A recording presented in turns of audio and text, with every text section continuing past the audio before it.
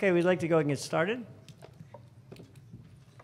Just like to welcome everyone. Good afternoon. My name is Steve McInerney. I am the Executive Director of the Project on Middle East Democracy. We are a participating organization here in the J Street Conference. Just wanted to welcome everyone. Thank you for joining us for this session entitled America's Limited Options in a Changing Middle East. As I mentioned, our organization is one of the participating organizations here in the J Street Conference. Our organization, POMED, is a nonpartisan, nonprofit organization dedicated to examining how genuine democracies can best emerge in the Middle East and North Africa, and especially how the United States can best support that process. As the Vice President said during his remarks, we strongly believe that the United States should be supportive of the emergence of democratic governments in the Middle East, not only because that's in line with our nation's values and principles, but also that's in our strategic interests and also in the strategic interests of Israel as well. At this time, I'd just like to briefly ask everyone to be sure to turn off or silence your cell phones or any other electronic devices so that we're not interrupted during the session. One other note, you should have, at most of the tables, you should have note cards at your tables. At the end of the session, there'll be an opportunity for you to ask questions. There's two ways in which you can ask questions. You can either write your question on a note card and hold it up, and a member of JC's staff will take the question from you and deliver it to the moderator. Alternatively, if you'd like to text your question, you should see on your tables a sheet of paper that says text plenary to the number 69866. And then you should receive a reply, and then you can also text your question to that same number, and those questions also will be delivered to the moderator. At this point, I'd like to introduce our moderator for this session, and then I'll hand over to him. Abdurrahim Al-Fuqara is the Washington Bureau Chief of Al-Jazeera's Arabic satellite channel. He's worked with Al-Jazeera since 2002. Before that, he worked also for 9 years for the BBC World Service as a producer, reporter, anchor, and journalism instructor. And I will now turn it over to him to introduce our panelists.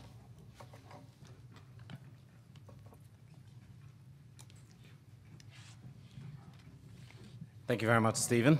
Thank you, J Street, for the invite. As you heard, my name is Abdurrahim.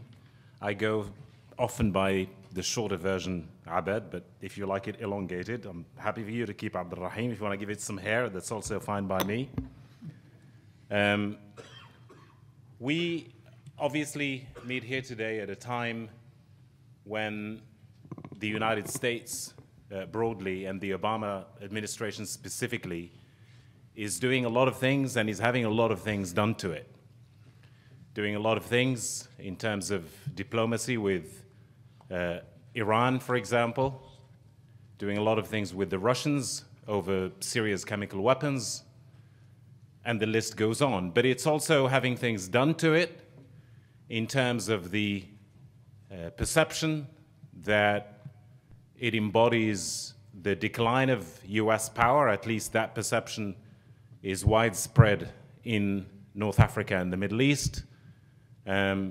People would point to Obama's initial move to threaten to strike Bashar al-Assad and then to pedal back and decide to go to Congress, and with the level of US opposition to a military strike, despite the horrifying pictures of children and others being gassed in Ghouta Dimashq. In the face of that, he obviously, in the end, when the initiative, the Russian initiative, came up to deal with Syria's chemicals of weapons of chemical, weapons of mass destruction, chemical weapons, he decided to go along with that. The plan now is to have each one of our three panelists, which I will introduce in a second, give opening remarks for about 5 minutes. And then I'll do a round of questions and answers with them for about 15 minutes. And then we'll open it up to your questions and comments after that for the rest of the time. We plan to have this session sewn up by 4:35, I'm told. So, I'm sorry, 5:35. I beg your pardon. So, without much further ado, let me quickly introduce our panelists. Tamara Cofman Wittes is a senior fellow and the director of the Saban Center for Middle East Policy at Brookings.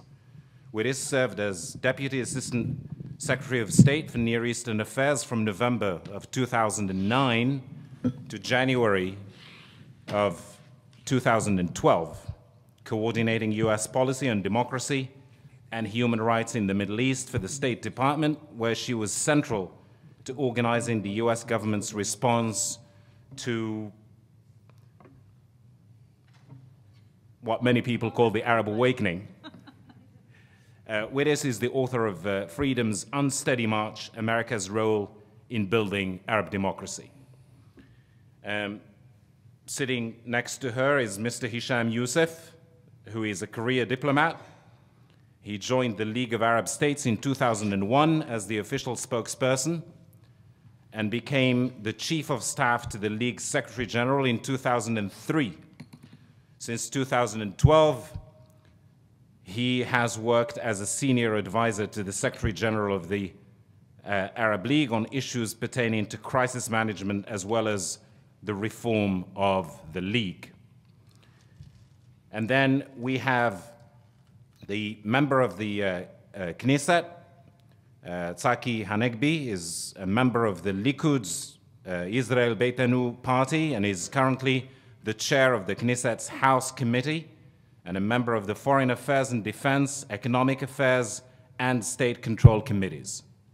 He was formerly the chairman of the Foreign Affairs and Defense Committee and previously served as Minister of Justice, Health, Internal Security, Transportation, and of the Environment. And with that, I invite Tamara for her first 5 minutes of opening remarks. Thank you, Abdurrahim. And now I'm wondering, Tzachi, what haven't you been minister of? Prime Minister.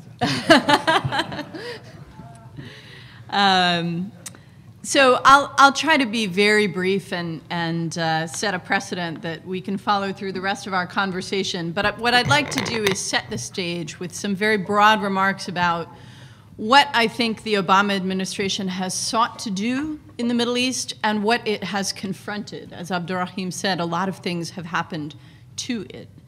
And then I'll wrap up with just a word about what that means for the subject that is at the heart of this conference.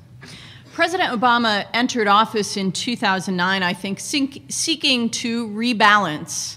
And rebalance not only with respect to the Middle East versus other regions of the world, and you've heard a lot of talk about the pivot to Asia, but also I think to rebalance America's relationship with the Middle East, to balance it, to shift it toward a less heavy military footprint, primarily, of course, the withdrawal of American forces from Iraq, but to augment civilian engagement. And as he said in his speech in Cairo in June of 2009, to shift that engagement beyond the government-to-government level, to reach out to peoples and societies across the region. And, of course, to give perhaps less, relatively speaking, attention in U.S. foreign policy to the Middle East, and perhaps devote more attention to exploiting opportunities and dealing with strategic challenges in other regions, such as Asia. Now, 5 years on, the president just gave a speech at the UN General Assembly last week that was pretty much all about the Middle East and the controversies over the American role there. How did this happen, given the intentions with which he entered office? I think there are really three key factors to understand. The first and the most obvious one is what I would call the Arab Awakening, what some would call the Arab uprisings, the Arab Spring. As Abdurrahim suggested, the label you apply is itself controversial. But this regional upheaval, which was many years in the making, but is truly historic in its dimensions and, I believe, in its consequences. It's an inflection point for the Arab world. And I think the ultimate trajectory is still unknown. It's going to take a long time for these changes to work themselves out. So if the United States, as a superpower with global interests and core interests in this strategic region, had long been the defender of the regional status quo, all of a sudden in 2011 it found itself with no status quo to defend.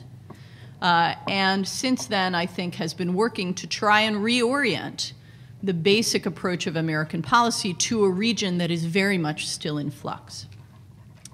The second factor resulting out of that first factor, resulting out of the Arab awakening, is a gap that has emerged, I think, between the United States and a number of its key partners in the region, particularly in the Gulf. And that's different perspectives on the nature of the change that's taken place in countries like Egypt and Libya. It's a difference about what caused this upheaval in the region and what will be required to return the region to stability.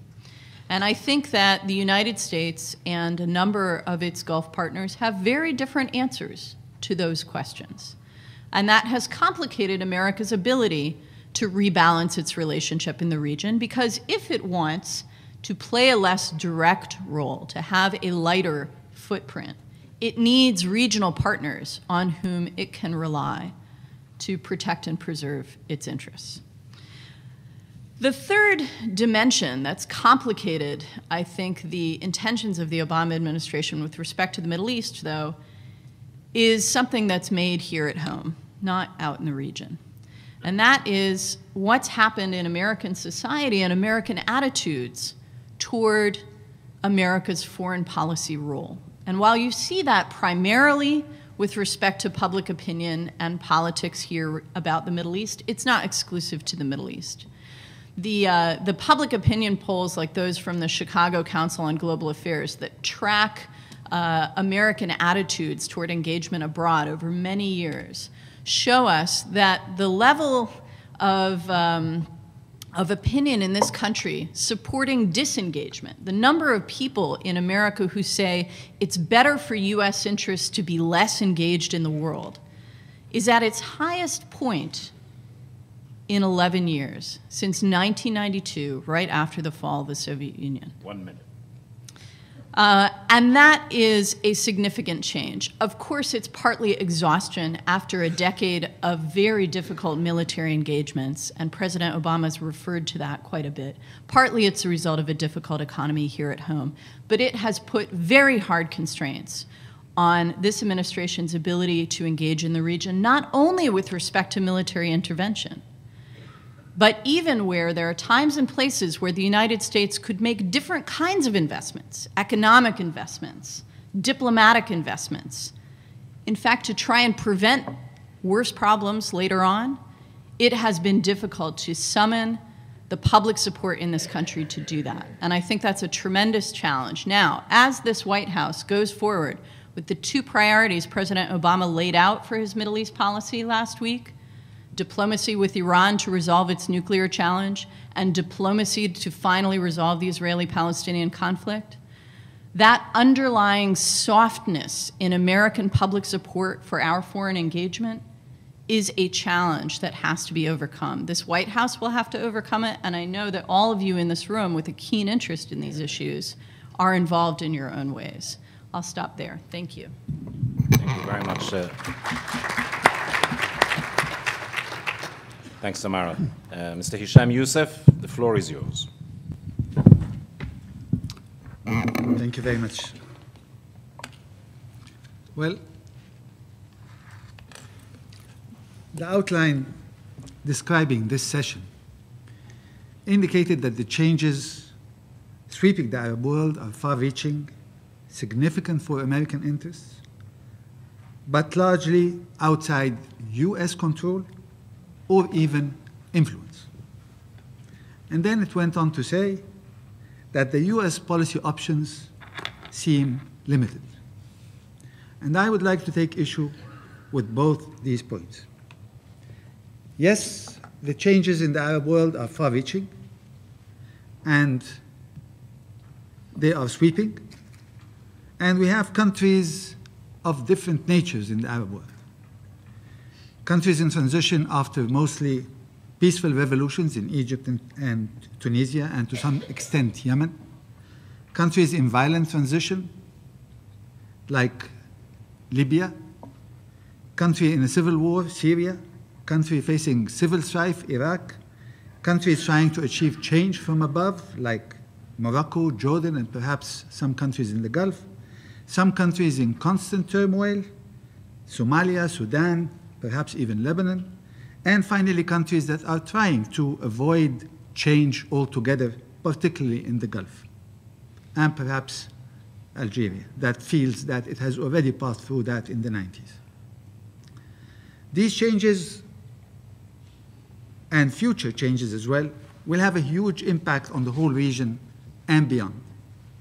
Even in the countries that feel that they are trying to be immune from the virus of change, whether in the Gulf, in Turkey,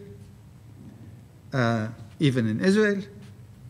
And we've seen changes that are taking place in the last few months and a few weeks. Changes in Iran, demonstrations in Sudan, even developments, unfortunate developments in places like Mali,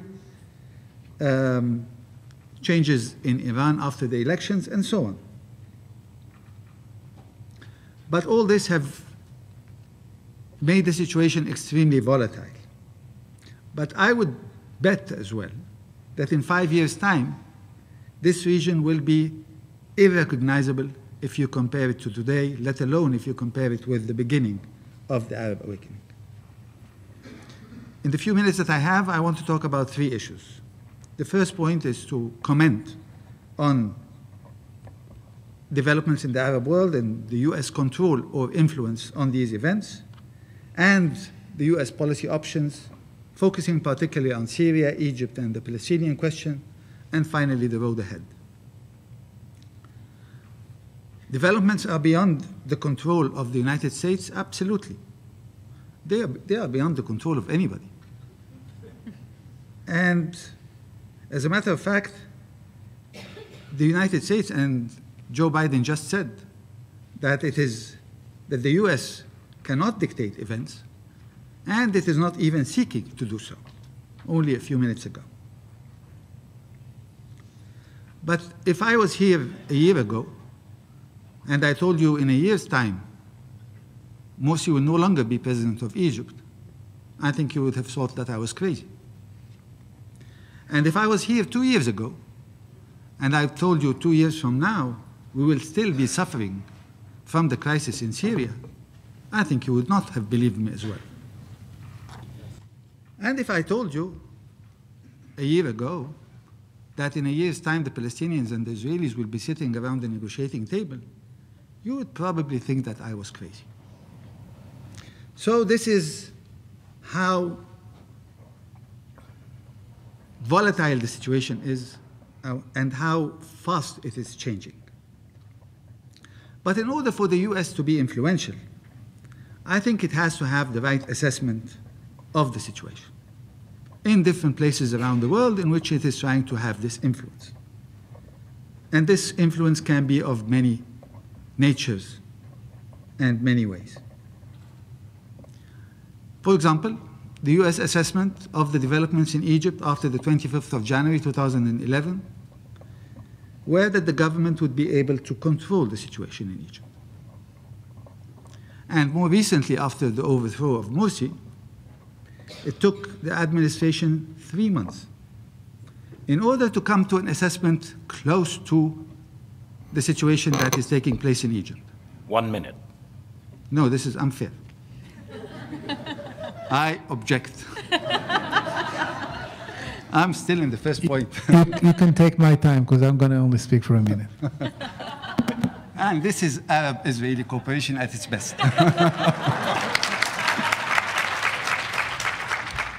Earlier, Tamara said that she was not going to take all her minutes, and she offered to give me some of hers. I was undisciplined. Yes, and then, but I will take this offer anyway. So it took the American administration 3 months to come close to an accurate assessment of the situation in Egypt through the statement that was made by President Obama in the General Assembly. And the perception in Egypt was that the US was biased towards the Muslim Brotherhood, and the administration did not exert the necessary effort to explain to the Egyptian people that they are supporting democratic values and democratic principles, and not the Muslim Brotherhood. And they entered into an incoherent debate about whether it's a coup or a revolution. And I won't go into that because of the time limitations, but we can do that in the discussions. And the problem is that we're living in a world of soundbites, where people want quick fixes. It's a coup, it's a revolution. You know, we want to put labels to facilitate things. And then the wrong assessment led to tensions in the relations between Egypt and the United States, and I'm glad it's on its way to be overcome. In Syria, very briefly, as a result of hesitation, the United States administration took one step forward, one step back in relation to what to do with opposition. And then, as a result of the presidential campaign, we stayed 1 year waiting for something to happen from American influence in this issue. And as a matter of fact, nothing took place. Only a few days back, as a result of the Russian initiative, things are moving, and we hope in the right direction. But the fear is that there is a focus on chemical weapons and not on resolving the crisis in Syria. And this is why I'm happy that Joe Biden focused on Geneva too, and not only on the destruction of chemical weapons. And in contrast to these two issues, as a result of an accurate assessment of the situation regarding the Palestinian question, the United States was successful in bringing both parties back to the table. So this is why I think assessment is crucial in addressing these issues. 1 minute. Okay. I mean it. Yes. Okay.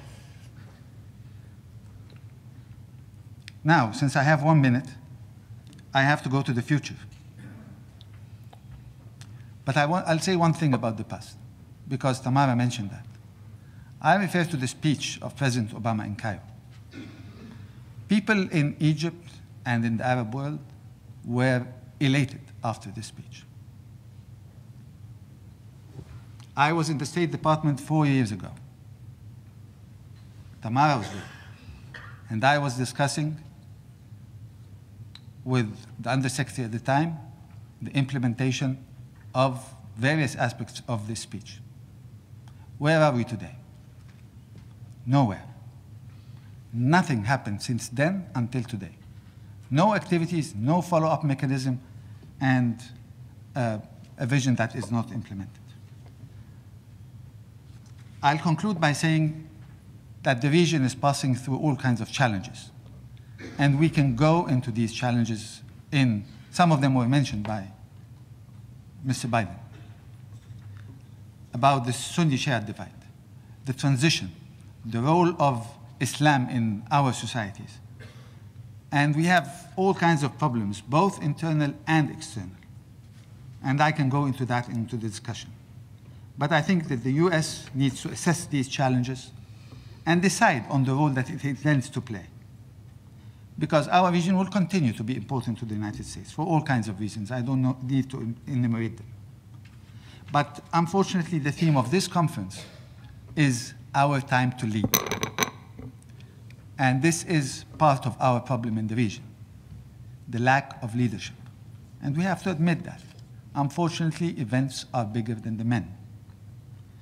And I will conclude by saying that I hope the US would reach the right assessment of the challenges facing our region and works on a coherent vision on the role that it can play, and that the approach would be an approach that is constructive and not prescriptive, and in a manner that is consistent with American principles and American values. Thank you.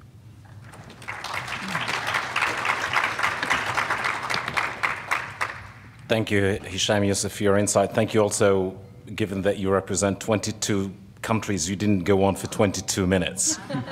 I give the floor now to Mr. Tzachi Hanegbi, member of the Knesset.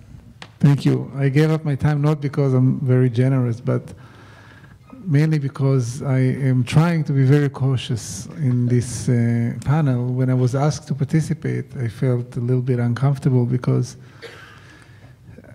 unlike other friends, David Miller was supposed to be here, or Tamara, or maybe a friend from the Arab League. I'm not a researcher or a observant or objective journalist or commentator. I'm representing the state of Israel. I'm an elected official in the state of Israel, and my interests are not the American interests, and I don't have mandate from the American constituency to give advice to the American administration what to do and whether they have to use their limited or unlimited option in this way or another. So I will try to be as cautious as I can, but also to contribute something to this debate or to this discussion. But my time is up, so I'll do it later. Thank you.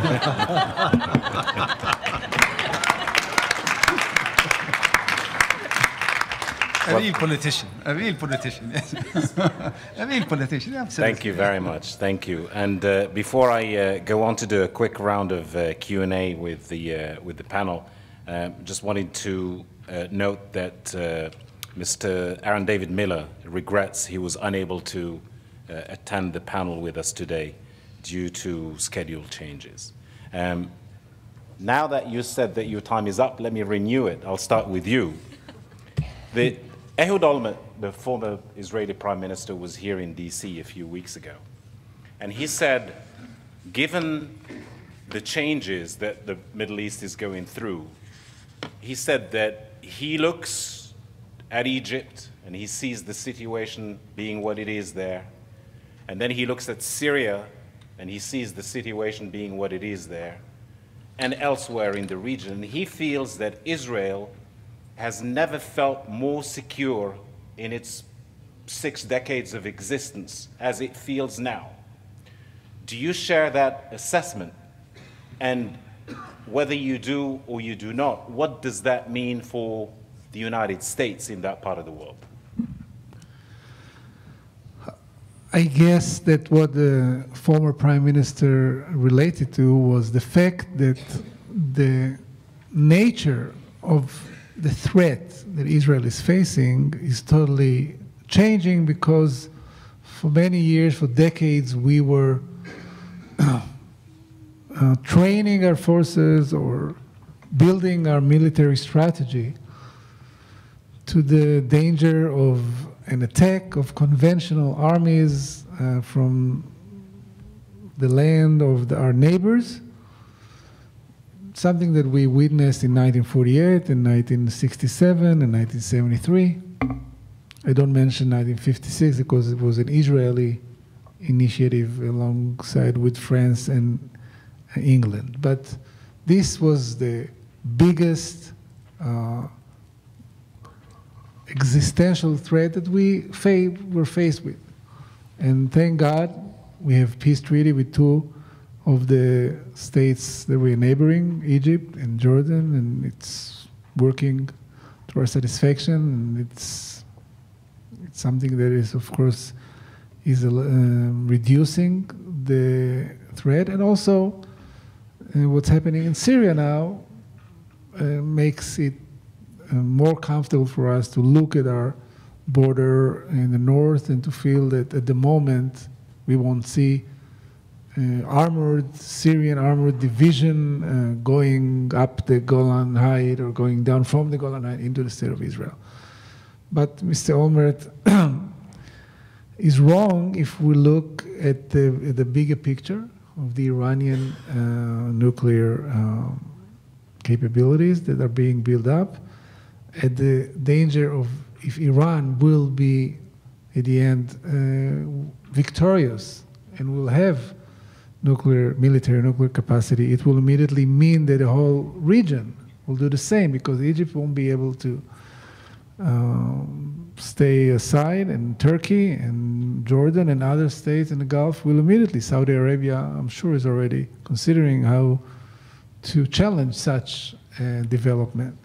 So it will, of course, bring instability to the region and will pose a threat also to us, because miscalculation, escalation, everything that can erupt will or might find us as a target. Not mentioning that such weapon can find its way to terrorist organizations that are being sponsored by Iran. But altogether, I think that the dimension of the threat is different, and I would like to share some of the optimism that Mr. Olmert shared when he was here. Okay, I'm going to try and get the view from the Arab world in a minute, but let me come back to you, Tamara. Given what we've just heard, and given what you alluded to in your open remarks, in fact, you didn't allude to it, you mentioned it, the pivot towards Asia, and given this widespread perception in the Middle East, whether in the Arab world or in Israel, that US power may be receding, declining. When the Obama administration looks at this, what does it see in terms of the future of Israel and in terms of the future of its Arab allies? Well, I think it's a great question. And, you know, if you look at the events of this summer, the crisis in Egypt, the chemical attack in Syria, and the demand in the region, as I see it, for, especially on Syria, for a stronger American leadership role in helping to unify a coalition of support behind the rebels in Syria and to deal with the challenge that conflict posed to the region. There was a demand that I think the White House felt severely to contemplate a new military intervention.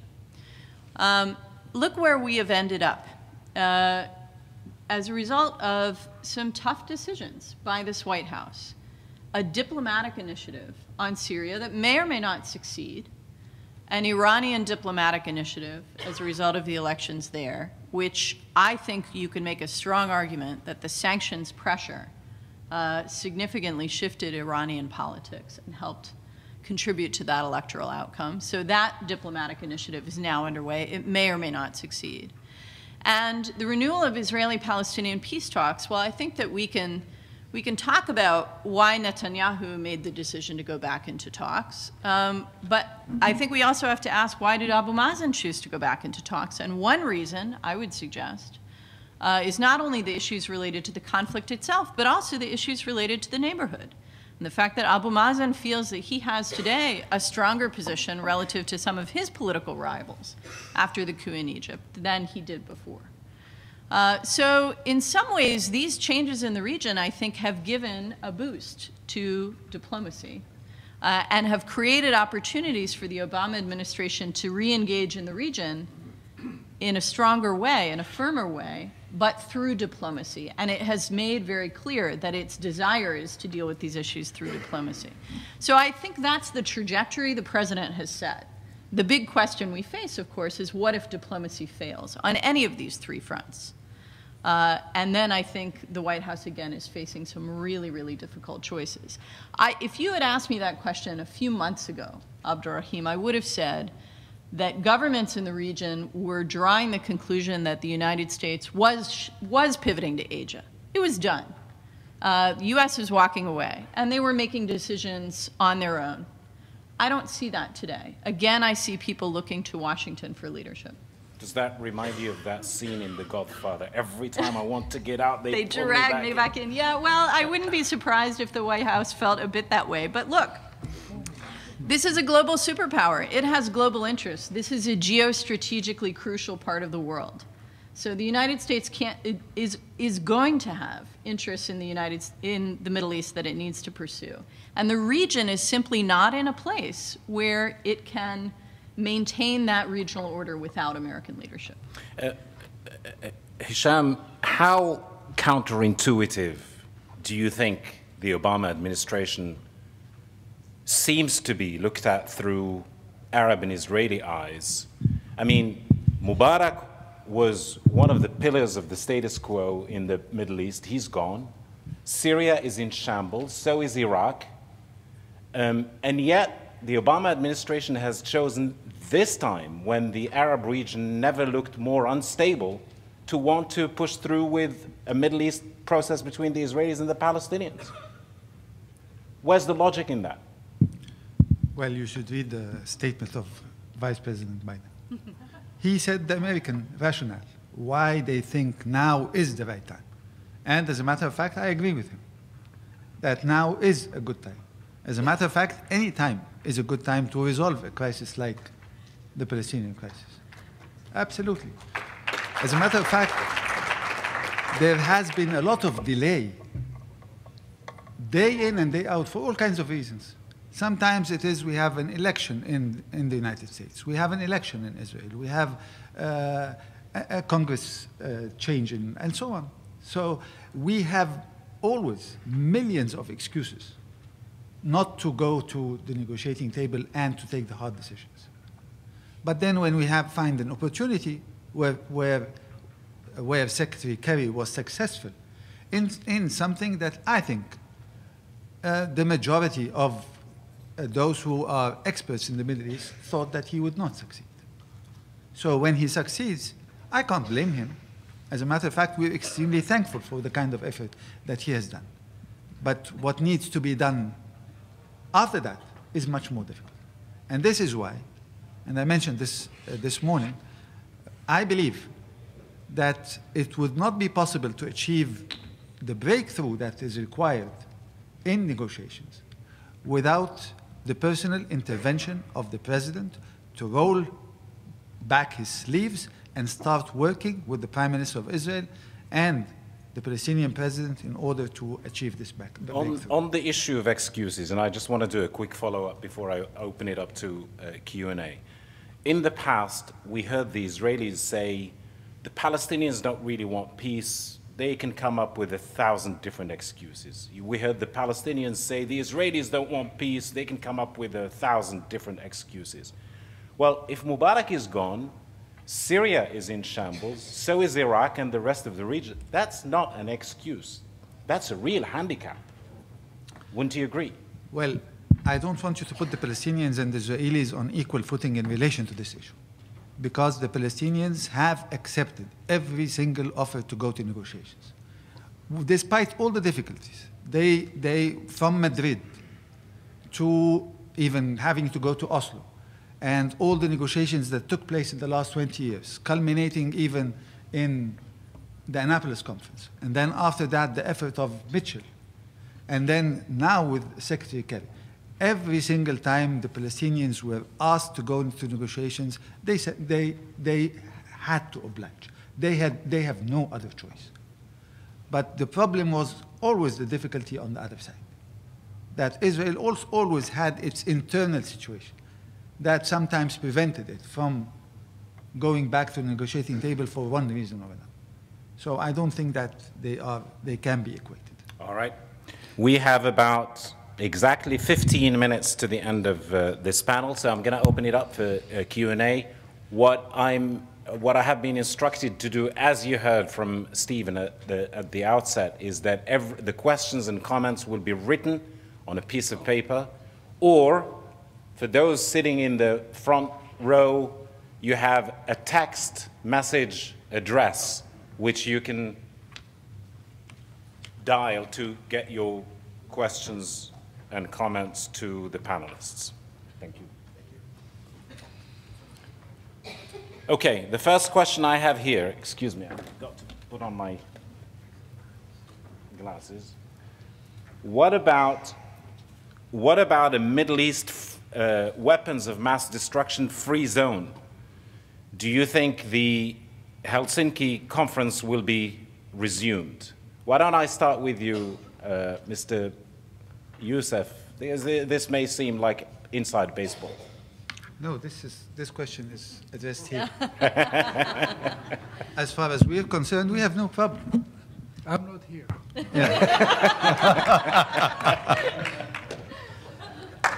So give me, pretend that he's not there, and I'll make him be there in a minute. Give me your take on this. What about a Middle East weapons of mass destruction free zone? Absolutely. This is our position. We have been advocating for that for years. And we have been trying to do that. And unfortunately, one of the questions that should be asked in relation to the speech that we just heard is that what was mentioned was the possibility of Iran becoming a nuclear power and the chemical weapons of Syria, and it stopped there. As if there are no other weapons of mass destruction in the region. We have always been supportive of a region free from all weapons of mass destruction in any state. And we have always been against Iran becoming a military nuclear power. Absolutely, no doubt, no ands, ifs, or buts about this issue. Tamara, let me come to you on this, and I'll give Mr. Hanegbi time to mull it over before I come to him. This issue, you know, it has been a subject of intense debate between the Arabs and the Israelis. Not necessarily just the governments, but also the populations. And a lot of Arabs would argue that if the Israelis are allowed to have weapons of mass destruction, why couldn't others, even the Iranians? And we hear this view even in the Gulf, where the animus towards the Iranian government seems to be at its apex. What sort of challenge does this pose for the Obama administration in terms of, you know, perception is reality sometimes? Well, look, I think there are a couple issues. I mean, first, it's just a matter of political realism that the more the world and the region focuses on chemical weapons in Syria and the potential for nuclear weapons in Iran, that WMD in the region more broadly is going to become a focus of discussion. And I think Israel needs to be prepared for that discussion. And this has happened in the past. So it's not a surprise to anybody. And I think, but the other thing I would say is that I think it matters very much to contributing factors, if you will, to how WMD are perceived and how much of a threat they present to regional security and to international peace and security. The Syrian regime has used chemical weapons. It has used chemical weapons against its own civilian population. Saddam Hussein used chemical weapons in an interstate war and used them as well against his own civilian population. So you have to, you're not only making a judgment about the nature of the weapon itself, you have to make judgments about the nature of the regime. And as is very clear in US policy, the concern with Iran is not only a concern about its nuclear program, it's also a concern about its sponsorship of international terrorism. It's also a concern about the role that it's played creating instability around the region. So I don't think that it's appropriate to focus just on a weapon. A weapon is a tool. And this takes me to the broader point, which is the last time this region had a really significant conversation about this issue was during the during the Madrid framework, when we had the multilateral ACRS talks, the Arms Control and Regional Security talks. And that brought together the countries of the region with international partners under the umbrella of the Madrid peace process to work through these issues, not about specific weapons, you know, are missiles the strategic threat, are chemicals the strategic threat, but to talk about regional security and what it takes so that governments don't feel the need to develop any of these strategic threats. Tzachi, Hanegbi, for peace sake, be there and give you something to work with on this. Well, I think that Tamara was right. Israel has to prepare to this discussion. I'm not prepared yet, so I must prepare. In the meantime, we'll go on growing oranges and olives. But you relate to this issue if I want to go back safely. Okay.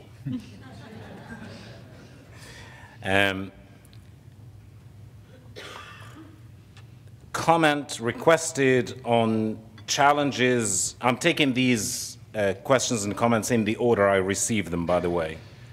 Comments requested on challenges posed by the withdrawal of UN peacekeepers from the Golan Heights. Thank you. It's a problem that we're trying to solve by bringing in back peacekeeping forces. United Nations is committed to fulfill the place of those that left. These peacekeeping force proved themselves very important and efficient for the last, since 1973, 74.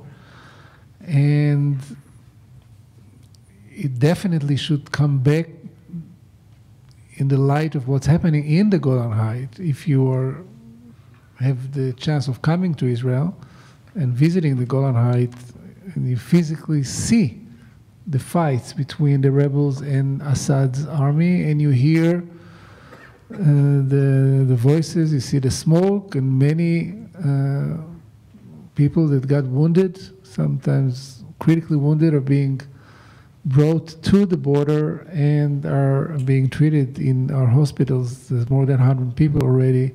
We don't know if they are rebels or not rebels, if they are Assad supporters or not, but we try immediately to save them, and many of them, all of them were saved besides one, unfortunately, that I think died on the surgery table. But I hope that this force will be reestablished and will serve its duty and will help to both countries, especially the citizens of both countries. Okay. Now, I have a question, and it says here specifically to all panelists. Do you see any correlation between the softening of the U.S. stance on regime change in Syria with developments on the Iranian nuclear issue? Who wants to start? Tamara. You know, I'm not sure that there's been a softening when you get into the details of the Geneva effort.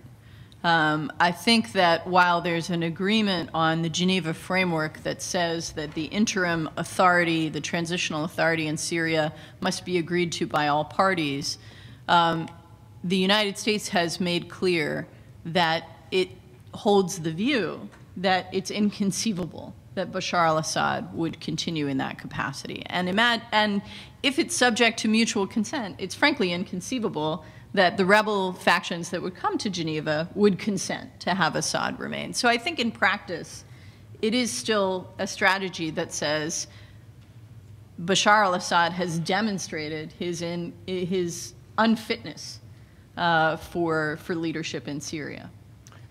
Since we're on the subject of Syria, let me drag the Arab League into it again. We have a question which says, I believe it is inevitable that Syria will be partitioned along sectarian lines. Do you agree? No. No, seriously. It is a concern. It's a concern by many. And as a matter of fact, we had this concern also a few years ago with Iraq, when people were afraid that Iraq also may be fragmented. But I don't think that it would reach this situation. I hope not. And I think that it is not in the interest neither of the Syrian people nor of the region as a whole. And I think that there would be many forces in the region and beyond the region that will try to ensure that the crisis in Syria is resolved while maintaining its unity. I've only got a few minutes left. In fact, exactly according to my watch, I've got exactly 4 minutes left to the end of this session. With the US relying far less on Middle East oil, what is the case for the US having strong geopolitical interest in the area? I guess this bounces you back to the issue of the pivot. Right. You want to take it? Sure, I'll take it very briefly, which is I think there are a couple major factors. One is that while the United States may not itself import oil from the region, it's a global market. And the price of oil globally is going to be affected, including the price of domestically produced. The other thing, of course, is that the United States has a stake, a huge stake, in the stability of the global economy, including its largest economic partners in Europe who are still dependent on Middle Eastern oil and gas. So, and then, of course, if the United States wants to remain, and I do believe it wants to remain, a global superpower, it needs to maintain its core interests in the stability and security of this global crossroads. The openness of the Suez Canal to international commerce, the free flow of energy out of the Gulf. These are fundamentals of international peace and security. Finally, I think, how do you feel a resolution of the Israeli-Palestinian conflict will affect other conflicts in the Middle East? And whoever wrote the question included the specific examples of Syria, which we've already talked about, Iraq, Iran, which we've already talked about, Sunni Shia, which Joe Biden already talked about, and Egypt. And since we have somebody who's both Arab League and Egyptian, what do you think? How will the Palestinian question affect all these issues? How a resolution of the Israeli-Palestinian conflict will affect all these other issues? You see, when the Arab world kept saying that the Palestinian question is the core conflict in this part of the world, people used to make fun of us. And with all the problems that we have today, perhaps they're justified. But we still believe in that. And if you go back to some of the testimony in Congress by American officials, they will tell you, I think it's General Petraeus who went to Congress at one point in time, and he told them, while I was in Iraq, I was surprised every single home that I entered, I found a picture of the Dome of the Rock. And I was really surprised. Why would Iraqis be that interested in a mosque that is thousands of kilometers away? And he said that at that point he realized that things are connected in the Middle East. Absolutely. And then the issue of the Sunni-Shia divide. I think that this is one of the issues that is going to plague the region, unfortunately, for decades to come. This is a problem that is affecting a large number of countries in our part of the world. And we haven't even started to discuss how this issue can be addressed. Whether it's regarding the situation in Iraq, despite what was mentioned that the situation in Iraq is improving, yes, it is marginally improving, but it goes back and forth. One step forward, two steps back. And this applies also to the situation in other places, in Lebanon, in Yemen, between the Houthis and so on. So this issue, I think, would be one of the most difficult problems in the years to come. But resolving the Palestinian question will have a huge impact on the region as a whole. And I think it will transform this region beyond our belief. And this is why our hope was that Israel would see this matter in this context and not in the context of trying to maximize what it can gain from a weak Palestinian partner, unfortunately. Unfortunately, the end I just want to agree. Of course.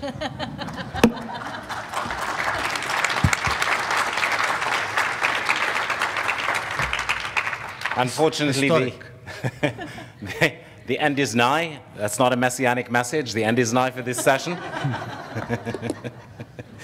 Thank you very much to our panelists, Tamara Cofman Wittes, Hisham Youssef, and Tzachi Hanegbi. Thank you all for your attention.